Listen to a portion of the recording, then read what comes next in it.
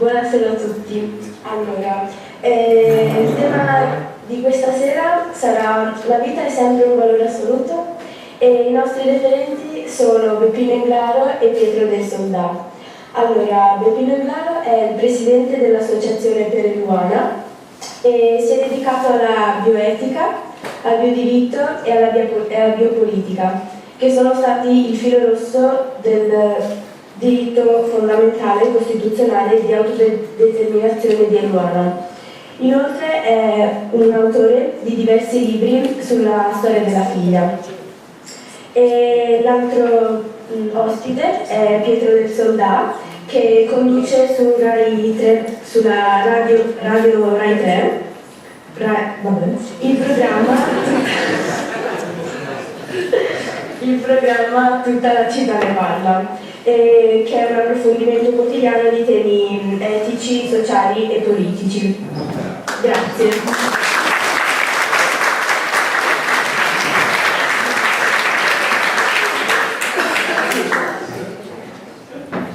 Cominciamo? Sentite? No?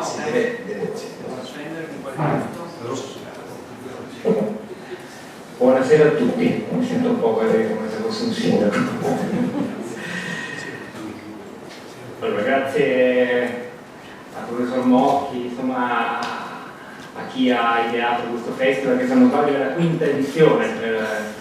per avermi invitato e per avermi dato la possibilità di reincontrare il pubblico qualche anno dopo una persona che io ammiro particolarmente fuori da ogni retorica, perché come proverò anche a dire io dopo aver fatto un po' di domande, ritengo che la sua esperienza civile di condivisione anche del dolore più intimo e più lacerante, tramutandola in un'esperienza autenticamente politica e in nome della giustizia e del diritto, sia una delle storie, passami il termine perché insomma sembra fuorviante, però una delle storie più belle che si possono raccontare anche ai ragazzi oggi a proposito di cosa vuol dire essere cittadini fino in fondo e non soltanto come passivi destinatari delle misure che vengono prese da chi sta in alto. Si può anche intervenire direttamente, spesso anche con la carne viva di un dolore assurdo come quello della perdita di una figlia e ottenere dei risultati. Ed è particolarmente significativo incontrare Beppino Englaro oggi, più di quanto forse lo sarebbe stato 6 mesi fa o anche soltanto 3 mesi fa, prima cioè del passaggio alla Camera di un testo di legge che, pur con tutti i compromessi, quello che si riferisce al cosiddetto biotestamento, alle dichiarazioni anticipate di trattamento e al consenso informato, che consente a questo paese di fare almeno un passo in più in avanti in una direzione di civiltà e anche di rispetto dei valori costituzionali, come ha giustamente detto Beppino anche poco prima di salire questa scala, l'ha detto a me, l'ha detto tante volte, la storia di Eluana è una storia di affermazione della Costituzione. Ebbene, siamo in una fase importante, come dicevo, incontrare Beppino ora è davvero significativo, perché forse questo passaggio alla Camera, a cui speriamo seguirà un passaggio al Senato prima che questo governo cada, roba di mesi, però si dice che potrebbe addirittura diventare testo di legge prima dell'estate, è in parte, o forse non in parte, è in gran parte anche frutto del lavoro e dell'impegno di Beppino Englaro. Abbiamo pensato di procedere così, cioè di non dare per scontato che tutti voi conosciate questa storia nei suoi snodi più importanti, di percorrerla tutta, i suoi passaggi giuridici e tecnici e le sue fasi politiche alterne sarebbe davvero difficile, ci vorrebbe una giornata intera,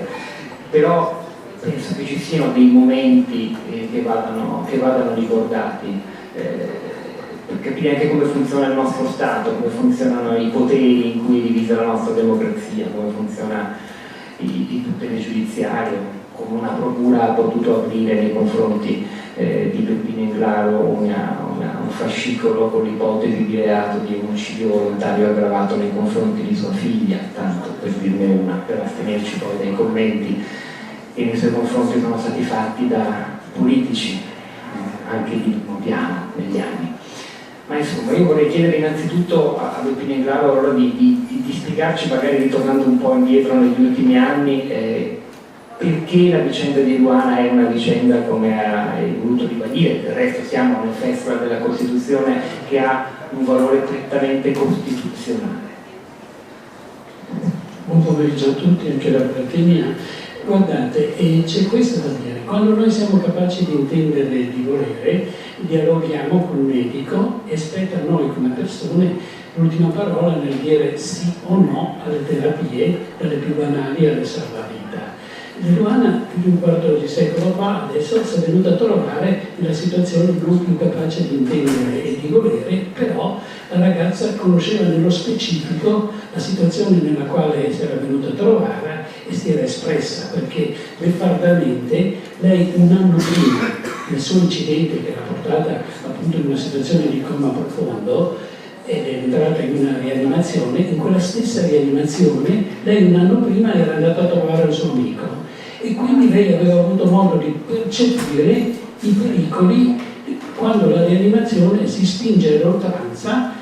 attraverso questa cresciuta potenza della scienza medica, perché la rianimazione è dalla seconda metà degli anni 50, prima le persone nella condizione che si è venuta a trovare l'amico di Eluana un anno prima e di Eluana poi più di un quarto di secolo fa, le persone morivano, ma a pochi è dato di sapere appunto fino a che punto si possono spingere nel creare condizioni di vita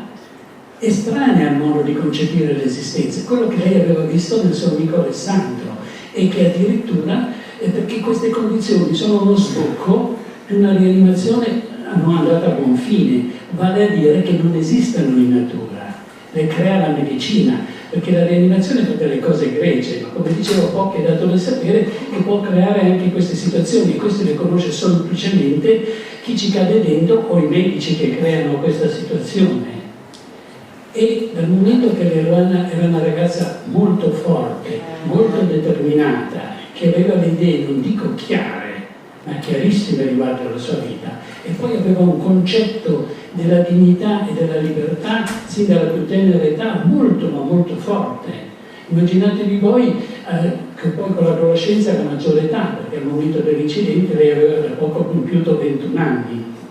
e non avendo più voce, cosa è successo? Che lei, anche qui beffardamente, neanche un mese prima del suo incidente, lei nel Natale del 91, perché l'incidente è del 18 gennaio del 92, aveva scritto una lettera ai suoi genitori che noi abbiamo trovato 15 anni dopo. Ma noi non avevamo bisogno di questa lettera per sapere quello che avrebbe voluto Eluana nella situazione nella quale si è venuta a trovare, perché si era espressa negli approfondimenti dentro la famiglia. Cioè, dentro la famiglia, voluto da lei, vita, morte, dignità e libertà era stato affrontato non solo a seguito dell'ultimo incidente più grave del suo amico, ma anche dopo i 14 anni, con l'avvento del motorino della ragazza, erano capitati diversi incidenti ai suoi amici. Quindi lei si era espressa anche in questa situazione, e dal momento che in questa lettera, la cosa significativa che dovete sapere, dice questo lei: noi tre, era figlia unica, formiamo un nucleo molto forte, basato sul rispetto e l'aiuto reciproco. Poi parla di grandi valori come il rispetto verso se stessi e gli altri, che lei dice che i suoi genitori l'hanno portato a quel livello, no, lei aveva nel suo DNA. Quindi imposizioni, cioè lei non avrebbe mai potuto concepire, e aveva una posizione univoca in famiglia, che altri potessero disporre della sua vita. Lei voleva essere trattata da persona libera e responsabile, sapeva assumersi le sue responsabilità in tutte le situazioni, e dal momento che lei non aveva più voce, per noi è stato naturale darle voce dialogando con i medici, come la partenza che vi ho detto: quando non siamo capaci di intendere e di volere, dialoghiamo. Dal momento che noi volevamo dialogare, per lei era normalissimo, quasi banale dire questo. E poi per noi è anche banale, qui veniamo alla Costituzione, che dal momento che quando sono capaci, se improvvisamente non sono più capaci, non è che costituzionalmente, senza essere costituzionalisti, sapere che non perdiamo queste libertà e questi diritti fondamentali che abbiamo quando siamo capaci di intendere e di volere, una volta che improvvisamente non lo siamo più. Quindi per noi era ovvio e banale che non perdesse questo diritto, e ne abbiamo fatto presente ai medici nel primo discorso, quando loro ci hanno detto che l'indomani procedevano con la tracheotomia, che era un segnale per noi che questa rianimazione andava avanti all'oltranza, e sapendo che noi avevamo già discusso i pericoli che ne possono arrivare, percepito questi pericoli quando la rianimazione si spinge all'oltranza. Quindi volevamo solo dai medici far presente la straordinarietà dell'Eluana, questo l'abbiamo fatto presente, e soprattutto fino a che punto loro si potevano spingere, e dialogando, e loro ci hanno fatto presente prima di tutto che non c'era niente da dialogare e che loro non avevano bisogno di nessun consenso da parte di nessuno. Quindi improvvisamente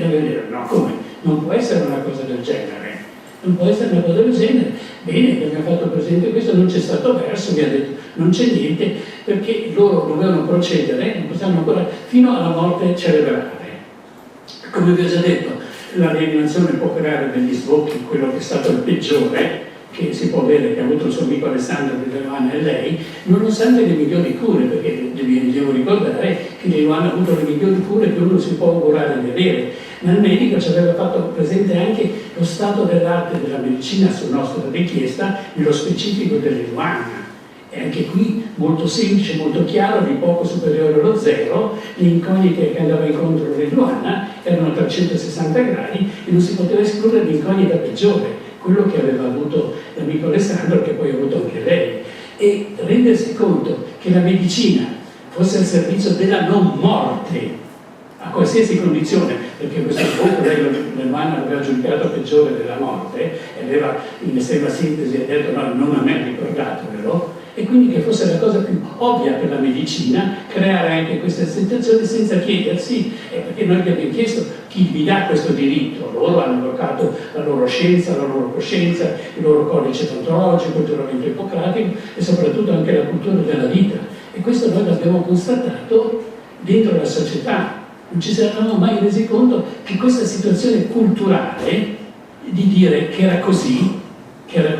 cioè, ci siamo resi conto poi, cadendoci dentro, che era anche dentro la società così. Nessuno si era posto il problema di dire, di dialogare e di... perché guardate, per Leluana,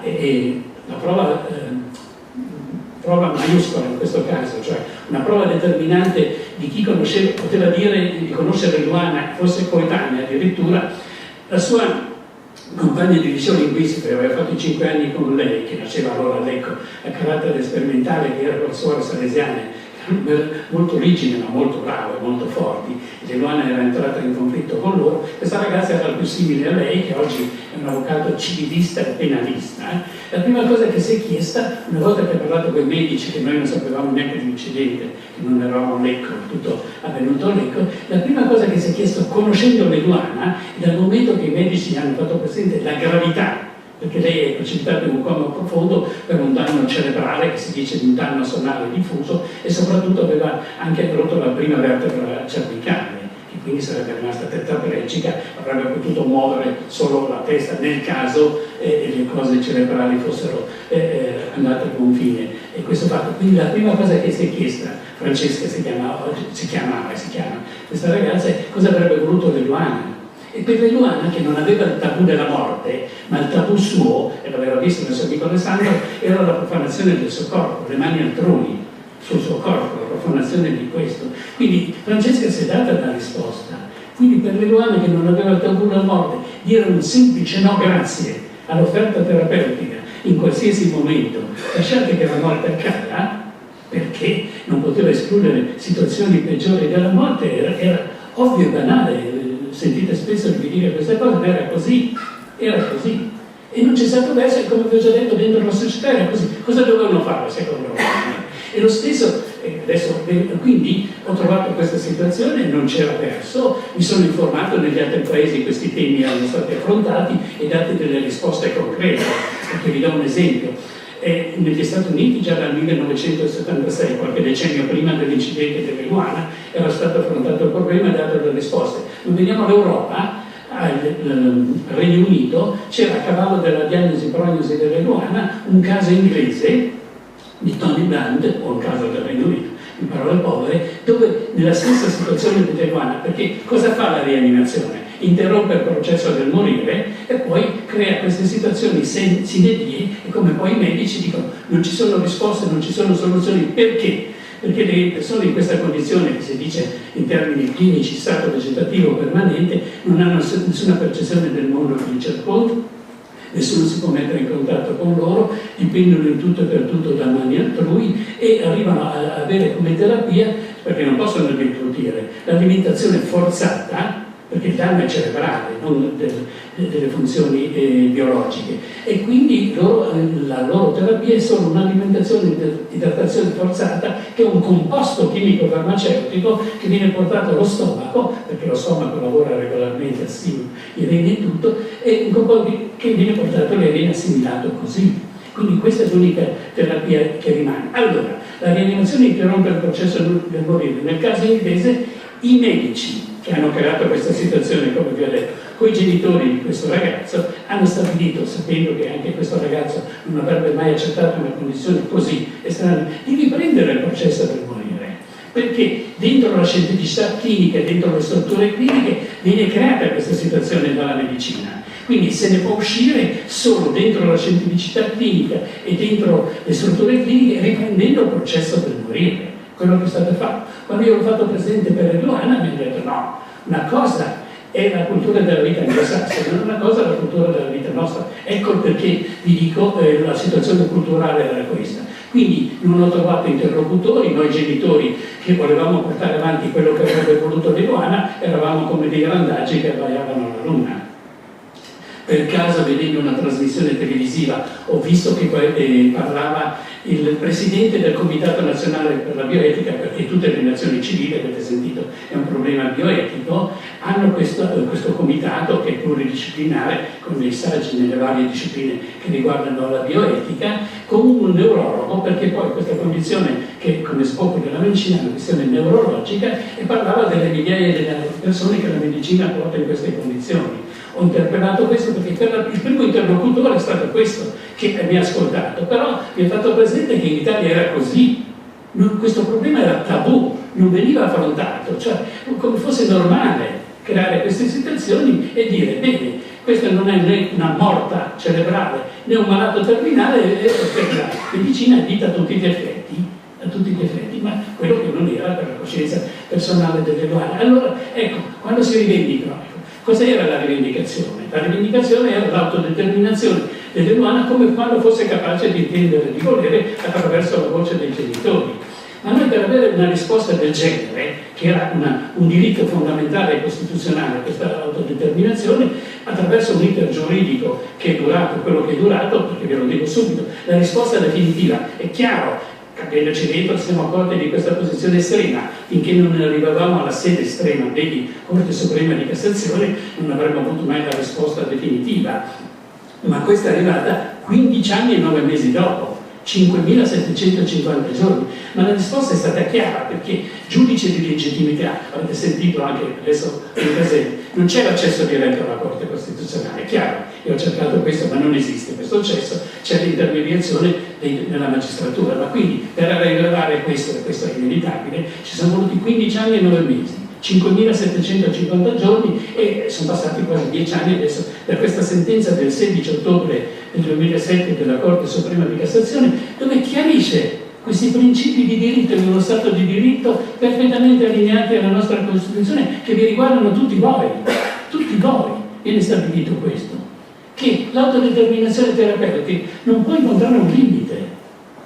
anche se ne costringe la morte, e non ha niente a che vedere con l'eutanasia. Pensate, però per la famiglia questo era già ovvio penale nel gennaio del 92, ma trovarselo scritto poi dalla Corte, di una sentenza della Corte Suprema di Cassazione, e soprattutto anche questo dice: nessuno può decidere al posto nostro, né per né al posto nostro, ma bisogna decidere con la persona, anche quando è in questa situazione. Perché nel caso di Eluana abbiamo ricostruito. E il medico, perché il medico non si può più segnare di dire io non posso non curare, Se non può non curare quando sono capace di intendere e di volere. Una volta finita l'urgenza e emergenza, come è stato il primo colloquio con loro, che è inquadrata la situazione clinica della persona, si deve ripristinare il dialogo medico-paziente, perché nel frattempo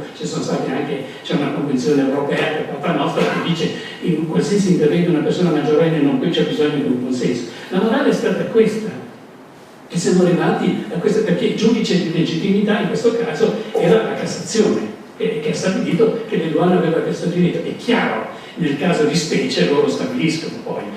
visto che siamo rivolti per il caso di specie che riguardava l'Eluana, loro hanno voluto solamente questo. Tutte le sentenze precedenti che portavano degli argomenti che lasciavano il tempo che trovano per la famiglia che si intende, non dal punto di vista giuridico, e loro hanno cassato tutte queste sentenze precedenti, hanno rimesso a una nuova sezione della Corte d'Appello che ci aveva già detto no 3 volte di Milano, perché il tutto è avvenuto in Lombardia, e quindi loro dovevano verificare 2 cose: che la condizione clinica dell'Eluana fosse quella irreversibile, ma non c'è stato mai benché di minimo disguido, perché ha avuto le migliori cure, non si poteva escludere il peggior risultato loro si sono cautelati al massimo, che poteva essere già la diagnosi prognosi definitiva poteva essere già dopo 6 mesi, si sono cautelati al massimo, ci hanno messo 2 anni per arrivare a questo, ma poi non c'è mai stato il benché di chi ha creato e di chi ha certificato, non delle chiacchiere stupide in giro, pensi te, quelle lasciano il tempo che trovano. E poi i convincimenti dell'Eluana. I convincimenti dell'Eluana noi li abbiamo fatti presente da subito al medico, e poi è venuta fuori anche questa lettera dove i rapporti familiari erano chiari. Peppino, ti posso interrompere proprio su questo punto? Io penso che possiamo offrire una quantità di spunti che sono infiniti da sviluppare. Hai parlato di una persona straordinaria, hai parlato di straordinarietà di dell'Eluana, come dici te, che rende però possibile oggi diversa la vita per le persone ordinarie, quelle che magari non hanno mai avuto, soprattutto a 20 anni, l'occasione di pensare e ancor più di esprimersi in maniera molto chiara rispetto a questioni così grandi. E poi l'altro tema che io credo sia importante davvero per capire, per usare anche questa vicenda come una lente per capire che paese siamo. Tu ti sei trovato di fronte anche ad un conflitto tra poteri dello Stato, perché nei giorni finali dei 17 anni di vita, non vita, di Eluana, quando finalmente la decisione della Corte d'Appello di Milano gli ha consentito di interrompere l'idratazione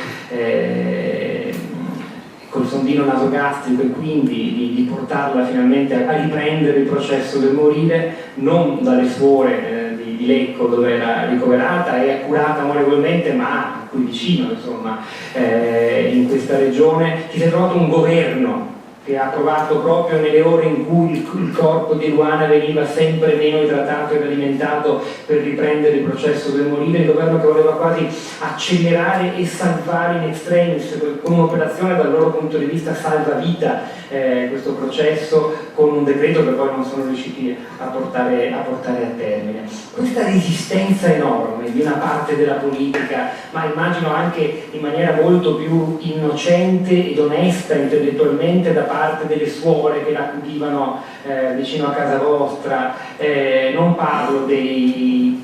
matti che si sono messi intorno alla clinica alla quiete quelle notti a gridare Eluana svegliati, ma di quelli che magari erano perplessi o che si ritrovavano di più nella posizione dei partiti di centrodestra che volevano impedirvi di portare a termine questo percorso. Che cosa hai sentito? Cioè, che tipo di... davvero una parte di paese che era estranea all'idea dell'individuo che si autodetermina, che pure è un cardine della democrazia in cui viviamo? Sulla straordinarietà dell'Eluana non avete dei genitori, perché i figli sono sempre straordinari per qualsiasi genitore, ma tutte le persone che hanno conosciuto l'Eluana ci chiedevano a noi genitori sempre: ma loro sanno l'Eluana essere così splendida, cioè madre natura le aveva dato questo splendore veramente eccezionale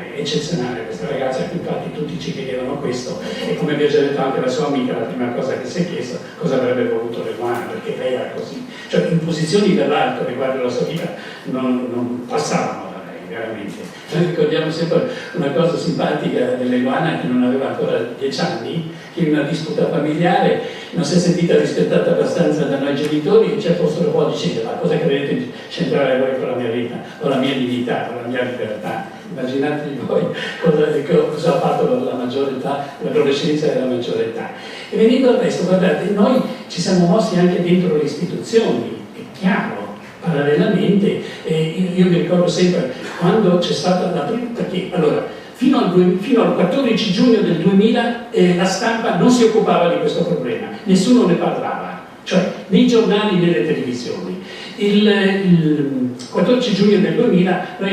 noi dico, in questo caso non vi ho parlato della consulta di bioetica di Milano perché lì questo neurologo era presidente allora della consulta, perché vi ho parlato del Comitato Nazionale per la Bioetica Nazionale, che è stato istituito nel 90 dall'allora Andreotti per queste problematiche bioetiche. Un anno prima, nel 1989, era nata a Milano la consulta di bioetica, sempre che un neurologo, Renato Boeri, aveva fondato assieme a degli altri personaggi delle varie discipline, e si occupava degli stessi temi, pensate voi. È lì che questo neurologo, il professor Carlo Alberto De Fanti, al momento che parlava con questo presidente del Comitato Nazionale, era presidente di questo perché era morto Boeri. È lì che noi abbiamo studiato una strategia per impostare questo problema. E questa consulta di bioetica di Milano ha anche una rivista pluridisciplinare come la bioetica, che si chiama Bioetica, rivista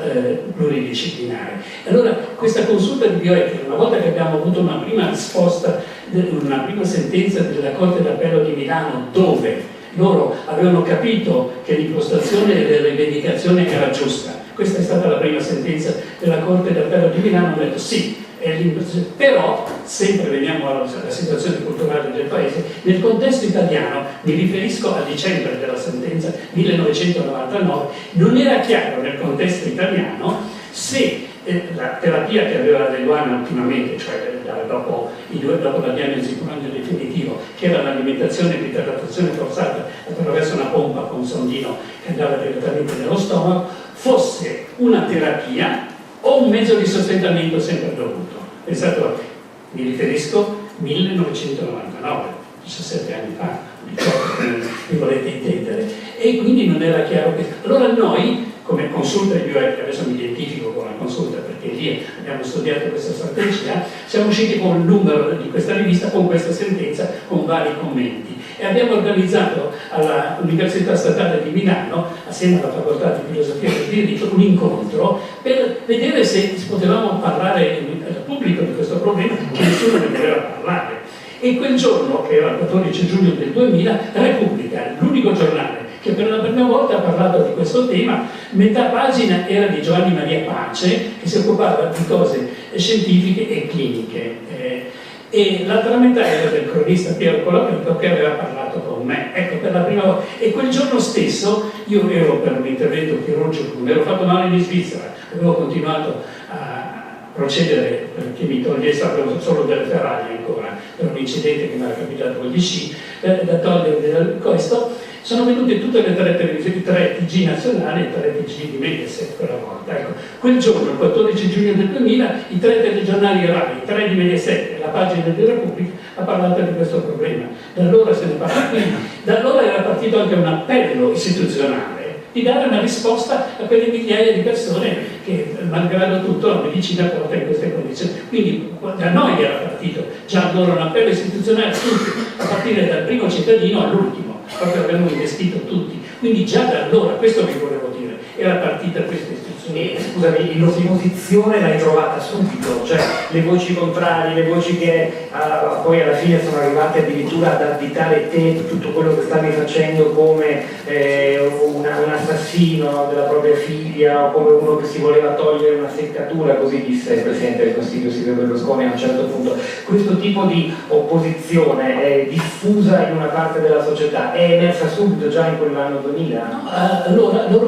allora era il Ministro della Salute Veronesi ha sottolineato subito una commissione per dare una risposta a questa che non era chiaro nel contesto nazionale dal punto di vista clinico e giuridico questo fatto. La risposta è stato l'ultimo atto di Veronesi nel 2001 che per il gruppo di studio di Veronesi come Ministro della Salute quella era una terapia, ma tutto il resto è che loro hanno sempre, non hanno mai nel concreto dato delle risposte concrete, e la magistratura non può non rispondere alla domanda di giustizia del cittadino, altrimenti il cittadino va incontro a una denegata giustizia, e loro hanno avuto l'ardire o la scompostezza, chiamatela come volete, una volta che la magistratura ha dato la risposta concreta, quello che vi ho detto il 16 giugno del 2007 con questa sentenza, loro hanno detto: un momento,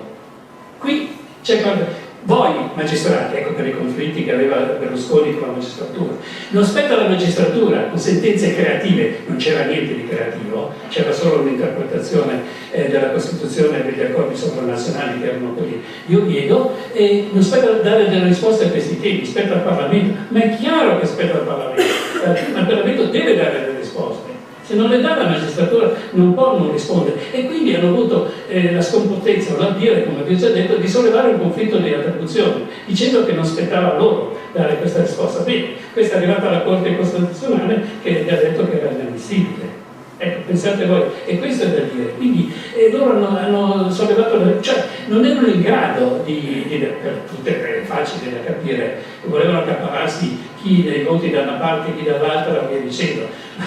Eluana prima è stata una vittima sacrificale del potere che hanno avuto i medici, ma poi non poteva essere una vittima segretaria di questi conflitti di poteri senza precedenti, perché loro hanno ostacolato. Cosa deve fare un cittadino di muoversi nella legalità e dentro la società? Quello che aveva fatto, ed erano state delle sentenze dei massimi organi giurisdizionali non più impugnabili, perché sapete tutti quello che ha combinato anche poi Formigoni nel negare la struttura sanitaria. È chiaro, come vi ho già detto, la ripresa del processo del morire doveva essere fatta, era scritto anche nella sentenza, nel decreto, in una struttura perfettamente adeguata a riprendere il processo del morire, e quindi noi dovevamo chiedere questa cosa, e loro ce l'hanno negata. Anche qui non sapendo comportandosi legalmente, che adesso dovrà rispondere. Poi quando siamo usciti, quello di Formigoni, che poi è stato bocciato, annullato dal TAR.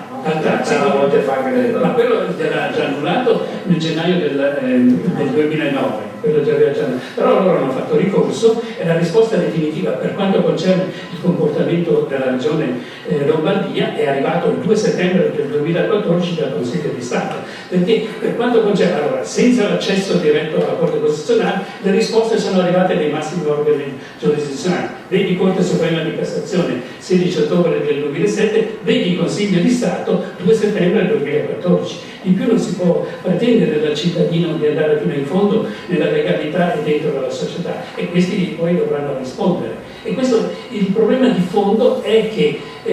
voi dovete essere informati su queste cose, perché vi dà la possibilità adesso questa vicenda di non trovarvi scoperti una volta che voi vi trovate in questa situazione, ma per decidere con voi, con la persona, dovete avere questa legge che sta parlando anche del consenso informato e tutto, ma parla anche, io parlo sempre, sentite parlare di testamento biologico, è una semplificazione giornalistica, nella realtà si tratta di disposizioni, perché quando voi siete capaci di intendere, di volere, disponete dialogando col medico con un sì, con un assenso, con un dissenso. Per quando non siete più capaci di intendere, di volere, voi avete la possibilità di mettere nero su bianco quello che volete o non volete come cure, ma dovete fare l'approfondimento con voi stessi, cioè con la vostra coscienza personale, e poi anche sapere esattamente che dialogando con un medico o con qualcuno, chi non ha bisogno di niente. Noi sinceramente non avevamo bisogno di niente, perché noi non concepiamo che un altro possa disporre, e se ci sono delle incognite di vita decise da altri, o l'essere lasciato morire, noi che avevamo una posizione univoca è questo. Quindi se non siamo noi in grado di decidere, ecco, questa era la posizione estrema dell'Eluana, conosceva solo il bianco e il nero, mi hanno fatto presente il grigido che mi piace. Scusate, se io conosco solo il bianco e il nero per la mia vita, ho il diritto di esistere o qualcuno mi può condannare a vivere dei grigi? E questo è banale dovervelo dire. Oggi voi, grazie a questa vicenda, se lo volete, avete questa possibilità di mettere queste disposizioni nero su bianco, in una maniera semplice, chiara e inequivocabile. Voglio vedere quale medico comincia a dare le risposte come sono date ad Eluana, o quale magistrato tutto quello che hanno votato in questa vicenda. No, questa legge ha del grigio, ci sono alcune cose da dire su questo testo di legge. Innanzitutto, e dà di nuovo il senso del valore dell'esperienza di Eluana e di Beppino, è che mette insieme due parole che ancora oggi non sono unite nella nostra legislazione, cioè dignità e salute. Fondamentalmente il lungo percorso,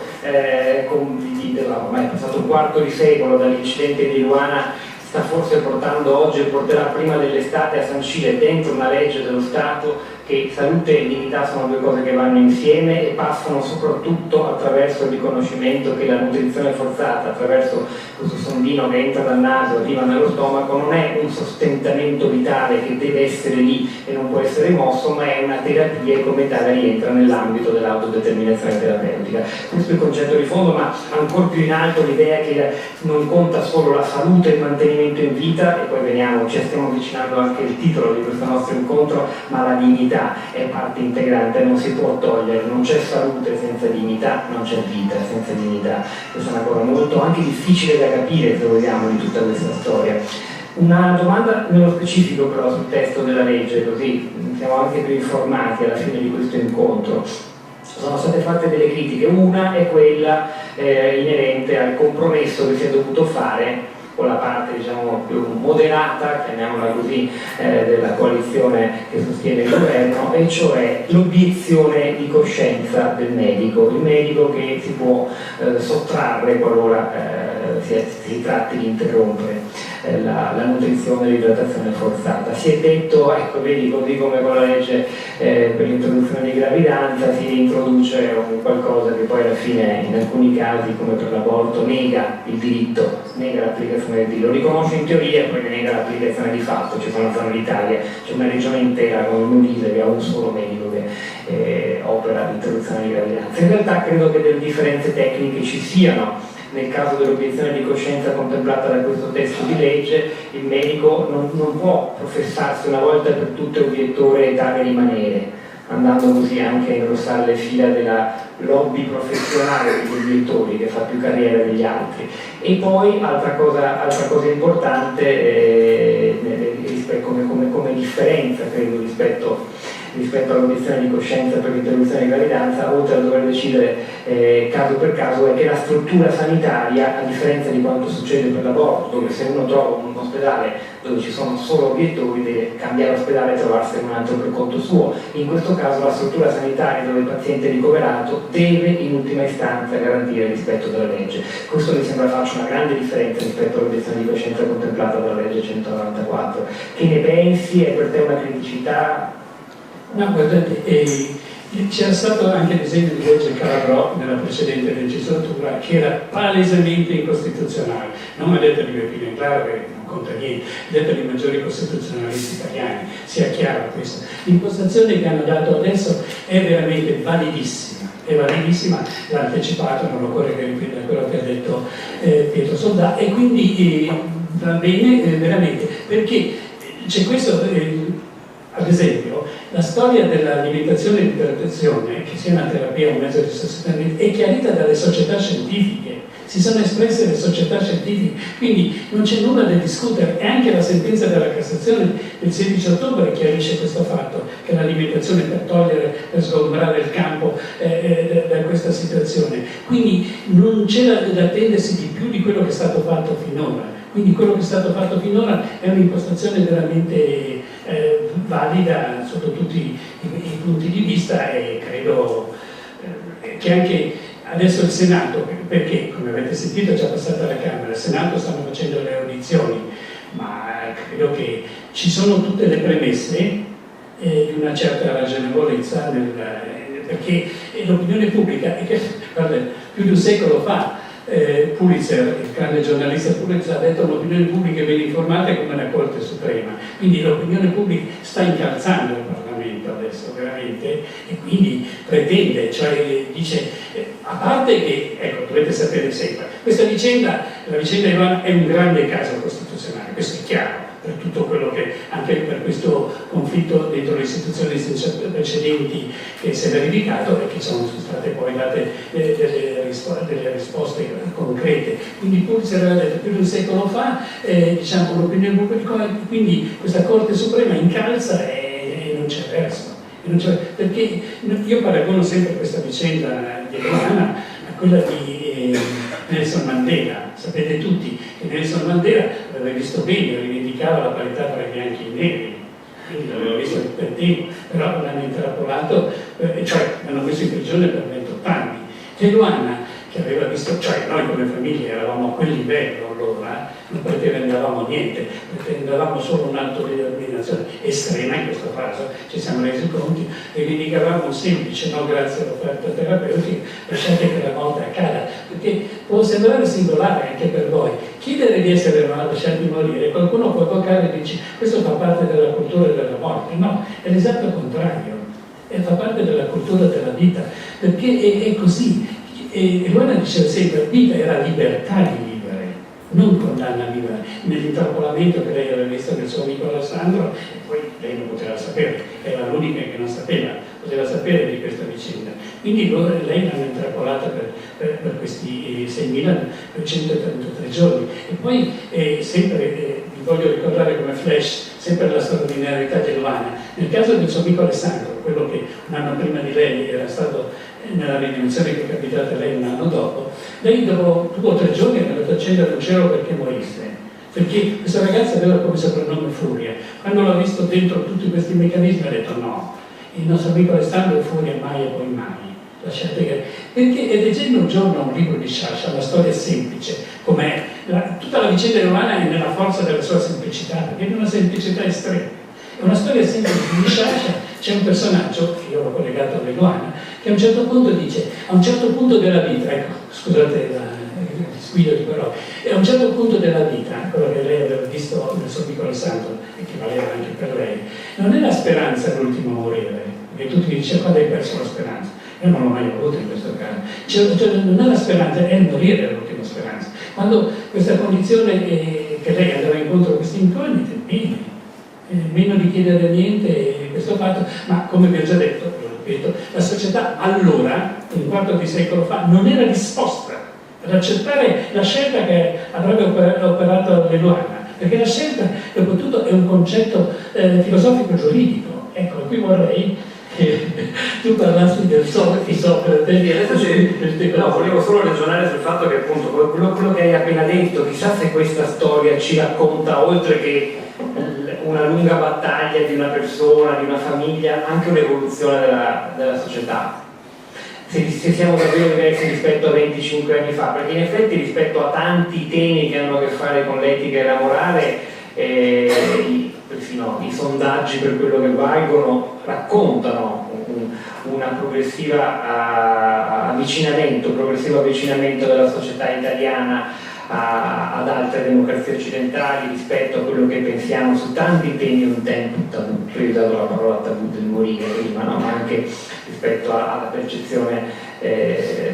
dell'unione tra persone dello stesso sesso. Esiste, nonostante tutte le difficoltà politiche, un consenso intorno per esempio alla libertà di scelta di come vivere il proprio corpo, che è molto più grande rispetto a 10-15 anni fa. Quindi forse la lunga storia della vicenda di Luana e di Peppino ha anche a che fare con un percorso, non so se sono troppo ottimista, chissà che ne pensate voi, questa è veramente un'opinione personale, un percorso di,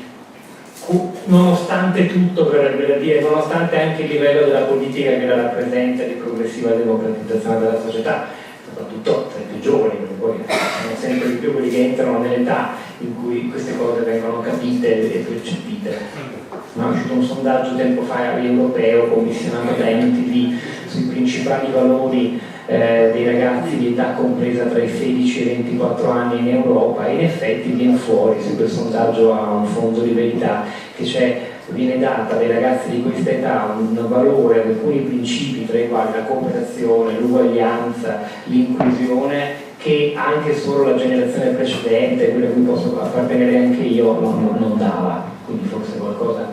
di buono sta succedendo, e anche questo esito perfino legislativo della vicenda di Peppino ne è testimonianza. Quanto al riferimento Peppino fa una pausa, perché ogni volta che parla e mi capita di parlare pubblico con Peppino, in effetti sei proprio un fiume in piena, sarebbe il caso di ascoltarti per ore, magari ti riposi un secondo. E allora spiego anche perché ci siamo trovati d'accordo nel dare quel titolo e anche quei riferimenti, diciamo, filosofici che sembrano non c'entrare nulla con una storia così concreta e così basata sulle vicende attuali, perfino sui suoi risvolti politici e giuridici. ma io ogni volta che ho ascoltato la storia di Beppino Inglaro ho ripensato al mio percorso di studi filosofico, insomma, che non è mai finito, dedicato a una figura che anche a Beppino piace molto, che è la figura di Socrate di Platone. E in particolare c'è un personaggio che appare in un paio di luoghi decisivi delle opere di Platone, un medico che si chiamava Erodico, che con un po' di forzatura, ma non troppa, potremmo definire l'antesignano dell'accanimento terapeutico, perché è un signore che viene incontrato e raccontato in un paio di occasioni molto importanti. Non vi faccio una lezione di Platone, sarebbe una noia mortale. Come la figura di colui che mette la vita a qualunque condizione sopra a tutto, la vita in sé e per sé come valore assoluto. E per questo dedica tutte le proprie energie fisiche ed intellettuali a trovare sempre nuove terapie, sempre nuovi metodi per mantenersi in vita nonostante una malattia incurabile che lo attanaglia, e finisce per vivere in che modo, dice a un certo punto Socrate, no? Protraendo alle lunghe e all'infinito la propria stessa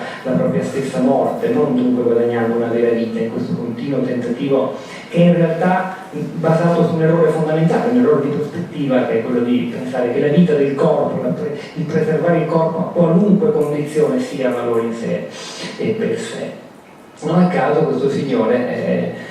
viene rappresentato come uno che se ne sta fuori dal consesso umano, se ne sta fuori dalla polis, viene cacciato è in campagna che lui svolge queste lunghe diete, peregrinazioni e terapie, come se fossero qualcosa che in quanto tali lo sottraggono alla vita di relazione, che è quella che soltanto conta. Si potrebbero dire ancora tante cose interessanti su questo, però quello che mi colpisce è appunto che invece un impegno e una storia come quella di Beppino è in qualche modo anche una storia contro quell'errore, quel convincimento, non contro la medicina e il suo sviluppo tecnologico, ci mancherebbe altro, al contrario, ma contro l'idea che noi possiamo vivere e continuare a approfondire i nostri sforzi con questo tabù, appunto, il tabù che non si possa mai anche pensare che forse in alcune circostanze è meglio morire, un impegno contro l'assolutizzazione della vita in sé per sé come valore che vale sopra ogni altra cosa.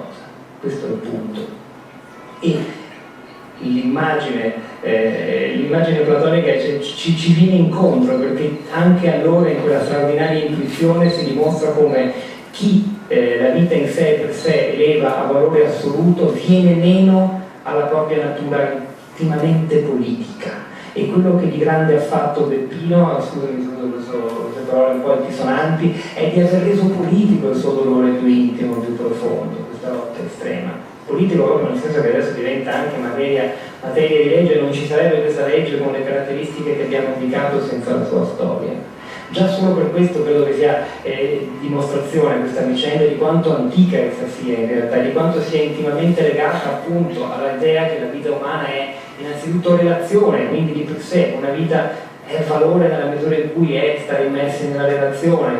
Quella figura di quel medico appare nel dialogo di Platone associata a diverse cose, associata all'idea malintesa di giustizia, come leggi che si impongono sulla vita, insomma, queste sono cose che ci porterebbero lontano. Però mi interessa questo, sottoporti anche come idea, cioè che battersi per ricordare che la vita non è il valore assoluto, ma quello che conta, direbbero i greci, è il vivere bene, cioè il vivere in relazione, è un po' anche il senso di quello che hai fatto tu, appunto, contro il tabù della morte, contro cui andava anche Eluana, e che fare questo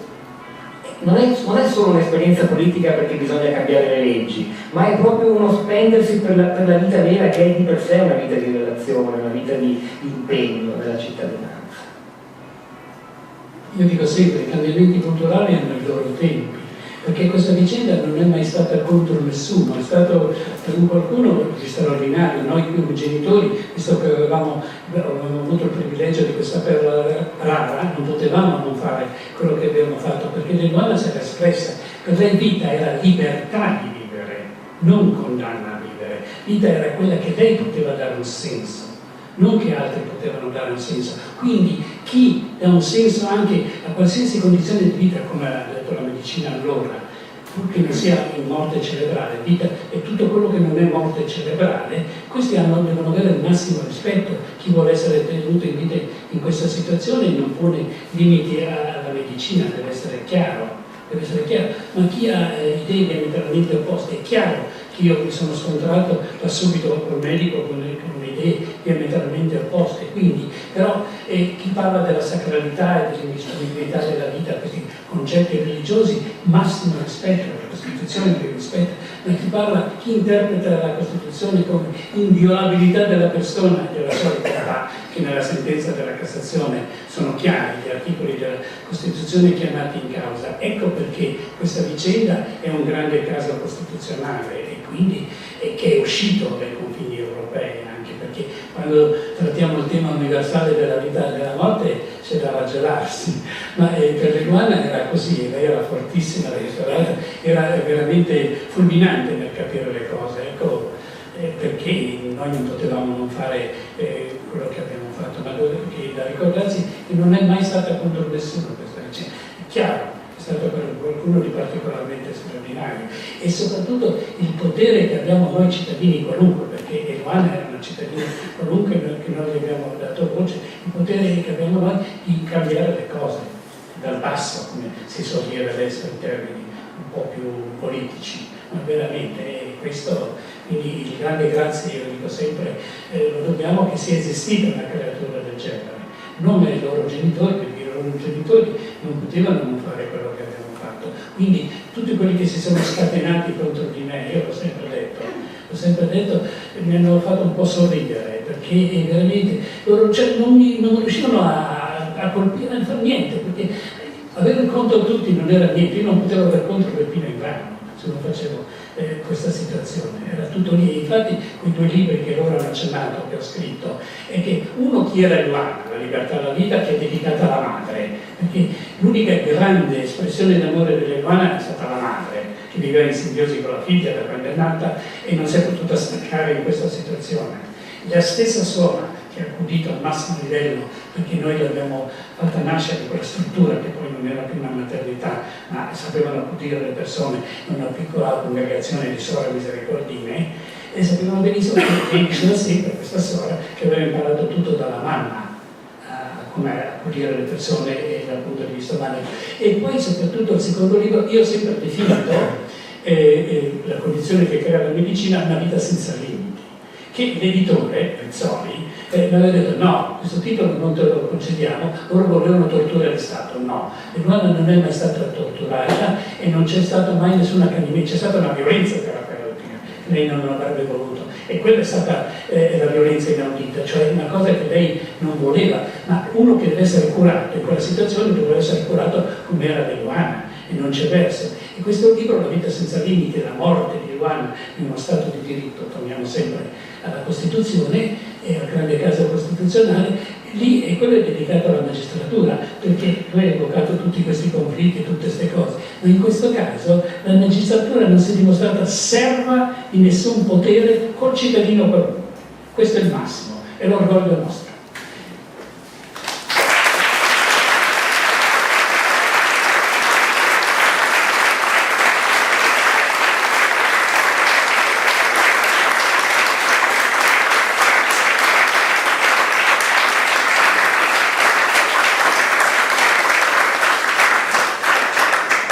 E di San Daniele ha creato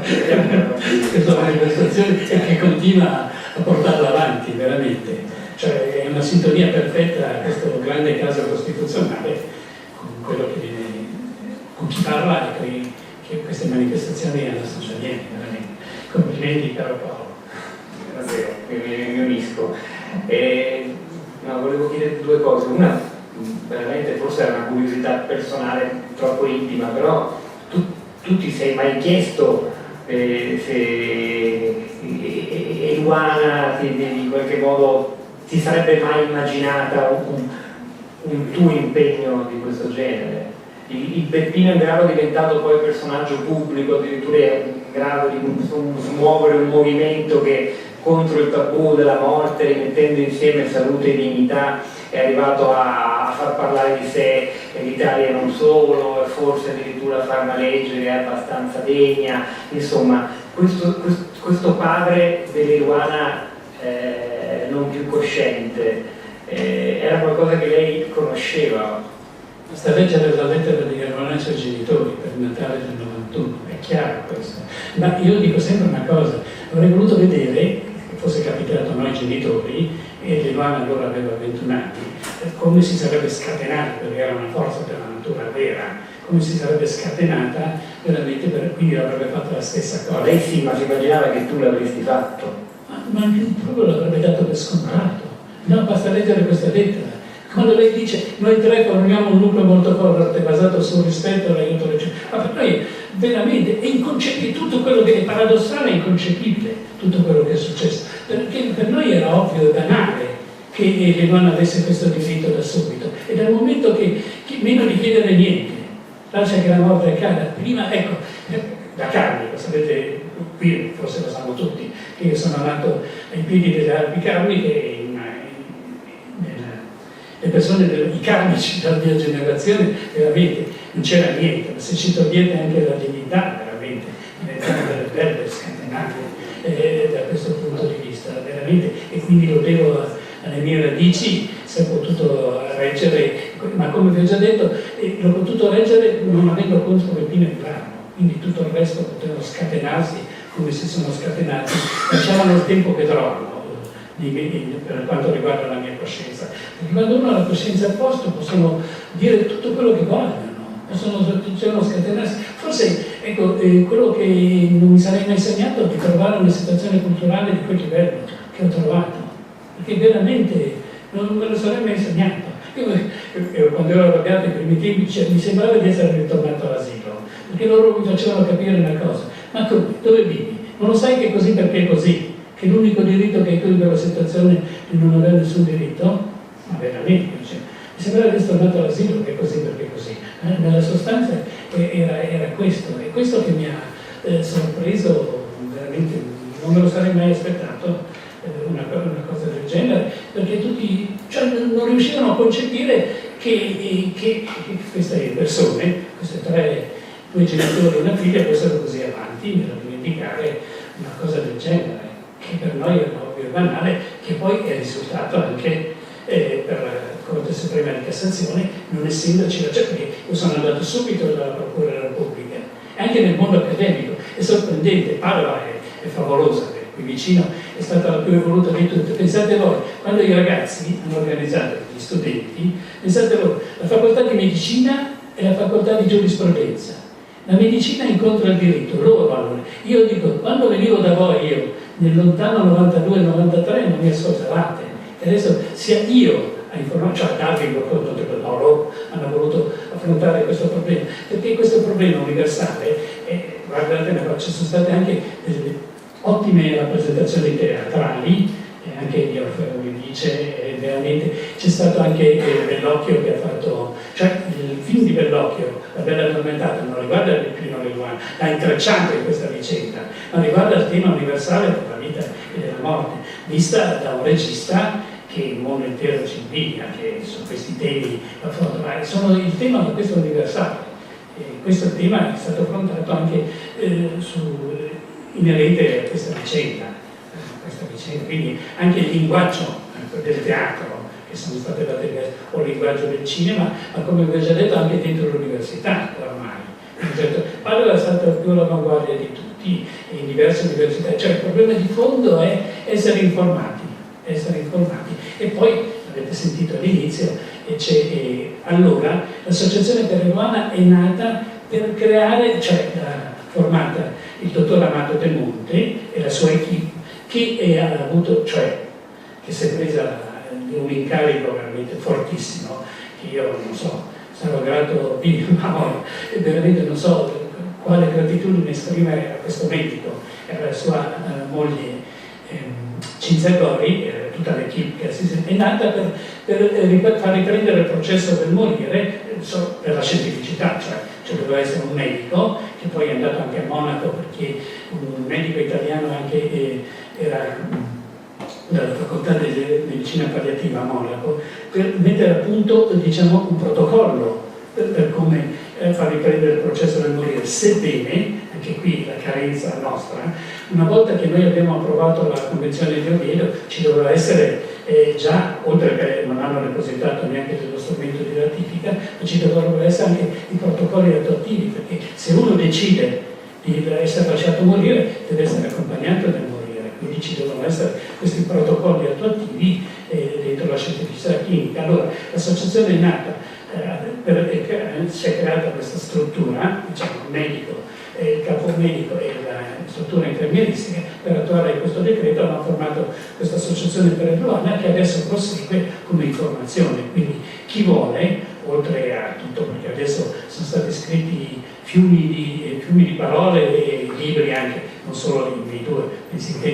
su queste problematiche. Quindi chi lo vuole oggi non può dire di avere la possibilità di informarsi anche dentro l'associazione per il Luana, e non può dire di non sapere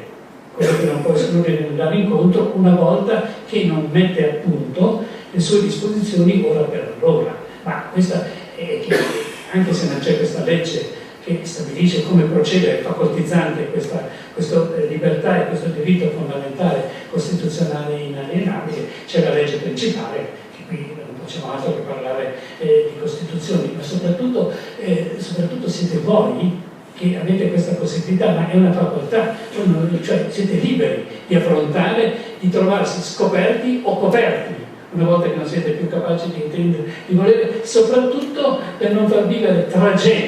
delle tragedie alle persone alle quali voi volete bene. Perché voi, se vi lasciate scoperti, poi qualcuno verrà chiamato in causa, questo ve l'assicuro. Io ho sempre sottolineato, se uno vuole sapere cos'è l'inferno sulla faccia della terra, deve trovarsi in queste situazioni di dover far rispettare quello che per la persona era ovvio e banale, che invece diventa oggetto di tutto quello che non so. Ecco, vi posso dire, è passato più di un quarto d'ora, ma tutto questo che è stato scritto contro questa libertà e questo diritto fondamentale non mi ha ancora scalfito. Cioè loro capovolgono la situazione. Io sono in qualsiasi momento. Se voi mi negate questo diritto dovete rispondere. Quindi chi nega questo diritto? Loro capovolgono la situazione. Cioè chi, come il medico che dice io non posso non curare, o il magistrato che ha dato le risposte, io non mi dimentico mai, cioè la vicenda di Luana è stata portata avanti da un tutore, che la persona era maggiorenne allora non c'era l'amministratore di sostegno, quindi il tutore deve rispondere a tutto campo di chi tutela, quindi diventa un interlocutore sia dei medici che dei magistrati, e attraverso un curatore speciale. Quindi è stata istituita questa figura, e non dimentico mai quando mi sono rivolto al giudice tutelare, perché il primo interlocutore del tutore è il giudice tutelare, e ho avuto il coraggio di rispondermi con un si rigetta.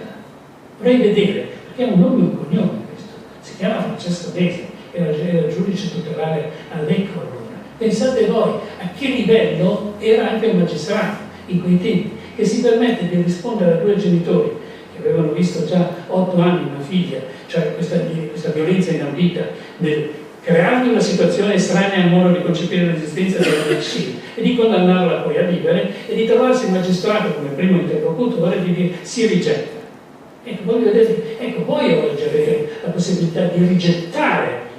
qualsiasi medico o qualsiasi magistrato che non capisce le vostre libertà e i vostri diritti fondamentali. Cioè dovete prenderlo con le spalle al muro solo grazie a quello che avete queste risposte dei massimi organi giurisdizionali. Ma noi ci siamo trovati un si rigetta,